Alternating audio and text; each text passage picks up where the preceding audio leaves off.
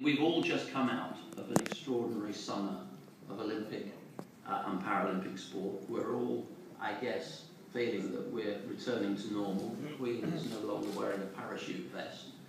I don't wake up in a muck sweat every morning trying to figure out, along with my teams, how to deliver games.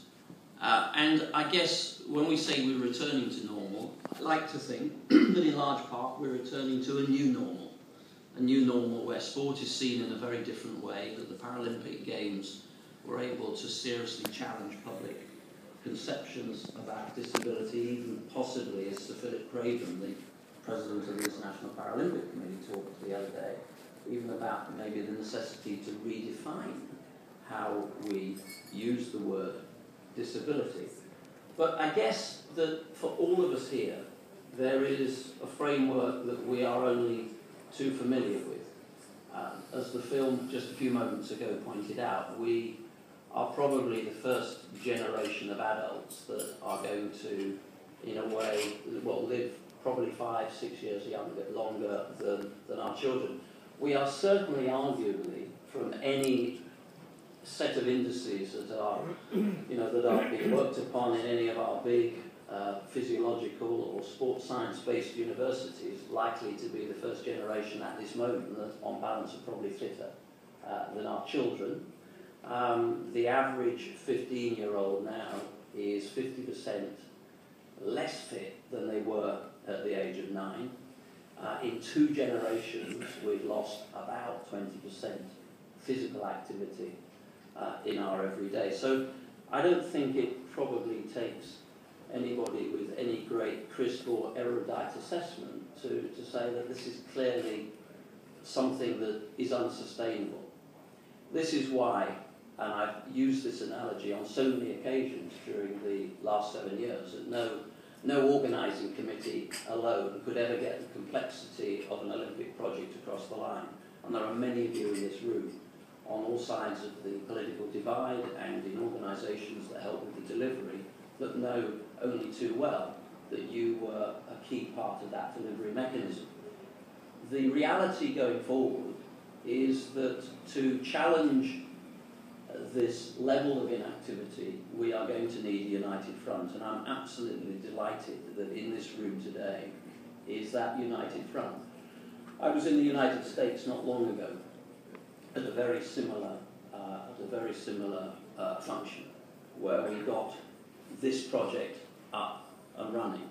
And in that room were all the constituent groups that are needed to make sure that we drive this legacy forward. I'm delighted today to be joined by the Premier League, by the Lawn Tennis Association, to show that we go beyond sport for sustenance, to make sure that we recognise that there are individual contributions being made. Nick Bittell and Margaret Talbot, the doyenne of physical education in this country.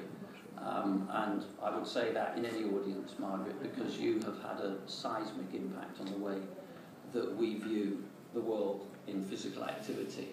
Design to Move is a foundation. It's not a single company or organisation that is understanding what this pathology is. We are not going to be able to tackle that pathology unless we have a united front. And I'm delighted that those organisations, including campaigning organisations like the British Heart Foundation, I'm probably missing a whole group of you, but thank you for being here, because you fundamentally understood that this can't be just an individual home run. The work that has come together throughout Design to Move is really compelling, and it's frankly quite sobering.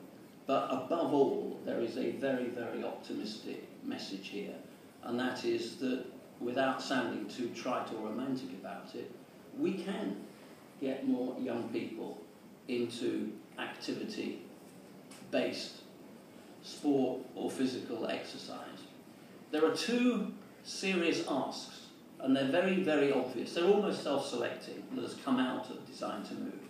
That is that first experiences of physical activity for children have to be positive experiences. I don't think anybody would clearly question that now. And that's why I'm so pleased that just the recent announcement about focusing funding on primary schools, where the physical literacies between the ages of 9 and 12 have to be embedded. It's very difficult to pull that territory back if we start to address that problem at the age of 15 or 16. The landscape is too cluttered, the world moves on, and young people are, it's probably the closest definition you'll ever get of consumer sovereignty. They know exactly what they want, they know where to get it, and unless your experiences and your products are authentic and exciting, you lose, they move on. The second clear piece of research that came out of this is that we really do need to do something about our thinking around the built environment. How many of us have searched for 5 or 10 minutes in a hotel lobby just to find a flight of stairs? When you know instinctively you'd rather walk up those stairs than just take the escalator. These are fairly simple issues, and it's about the design of the built environment. It's about designing physical activity into the built environment. It's about the way we create our cities.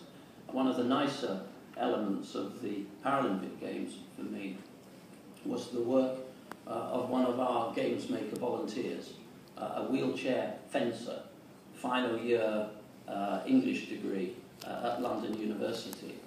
And she's gone off to create a rough guide for Rio for disability and disabled access. She's now also working in Scarborough on trying to help the town figure out what it needs to do to improve the built environment for physical activity, not just simply people in wheelchairs, but also for people who are just wanting to stress themselves a little bit more in the normal course of the day. So this work, I think, is really a way of saying that the status quo is no longer an option. I'm not going to traipse through all the statistics, but they are sobering. The trajectory, if you scroll forward 20 years, gets worse and worse.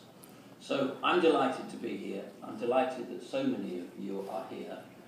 We have some champions for Design to Move today, and I'm going to invite them in turn to come and talk about how they intend to turn their experiences from the laboratory into the world where these challenges can be confronted and we really can make a difference. And the first is the Vice President of Nike. He's also the General Manager for Europe, and his name is Bert Hoy. Thank you.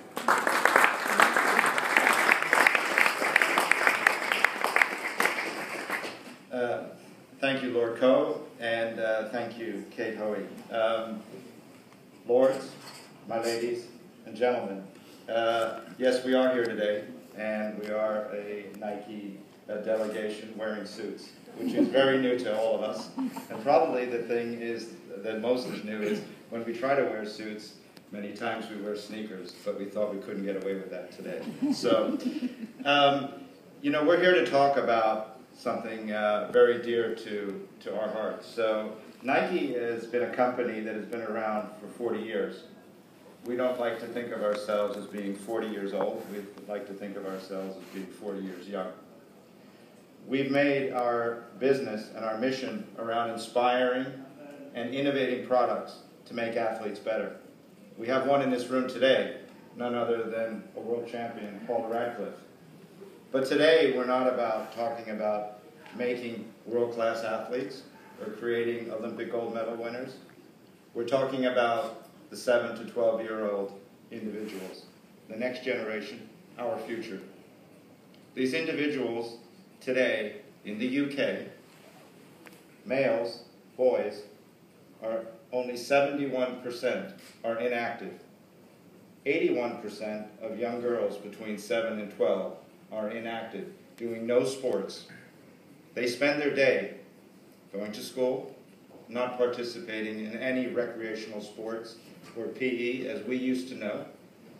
They spend the rest of their day on the computer, on their iPhones, in front of their iPads, or playing video games. This is a serious problem.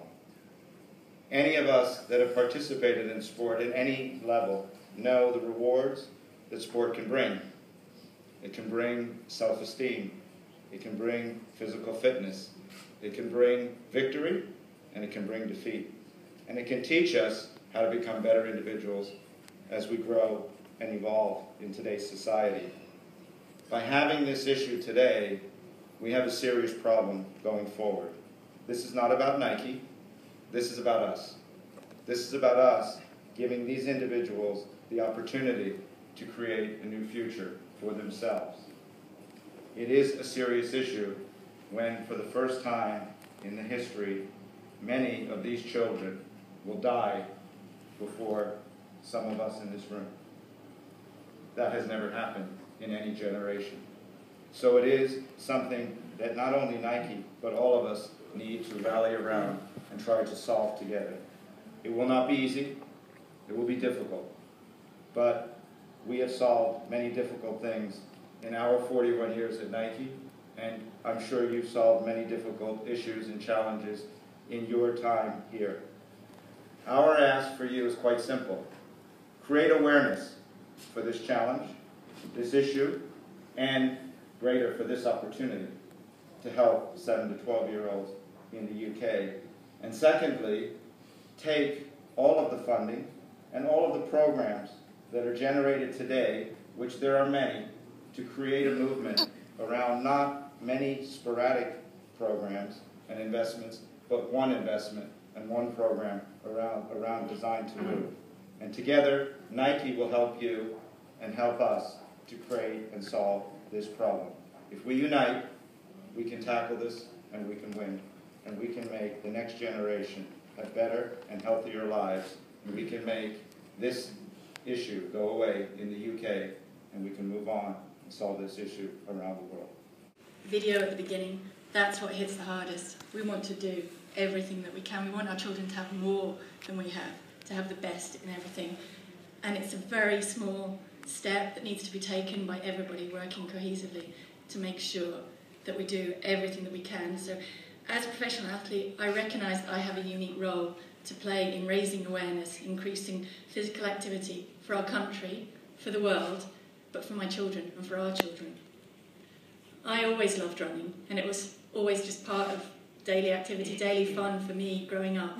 It just happened that I was fortunate enough to be able to make my career out of being a professional athlete. But we're not today talking about pushing young children towards elite sport. We're talking about giving them all that broad experience of physical activity, making it fun, making it sure that the first experience is positive. They enjoy doing it and they want to do more. Because, let's face it, that's what children do naturally. If I look at my 2.5-year-old, he sees a puddle, it's jumping, splashing, kicking. He sees an open space in an airport, he just wants to run it as fast as he can. Bye-bye, mummy and daddy. And it's about making sure that when their brains are hardwiring their neurons for what they're going to do for the rest of their life, that we give them this access to physical activity, make it and build it in so they don't even think about it. It becomes part of daily life. Today, far too many children are physically inactive. Their first experiences with sport, with PE, and just with physical activity are not fun.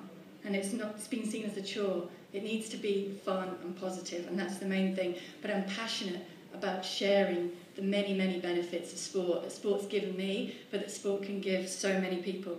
Talking about decreased risk of cancer, heart attack, stroke, increased general health, increased bone health, decreased anxiety and stress. The big one, increased academic achievement, and it's actually been proven now in areas like mathematics and science that kids will do better at school if they have this physical activity built in.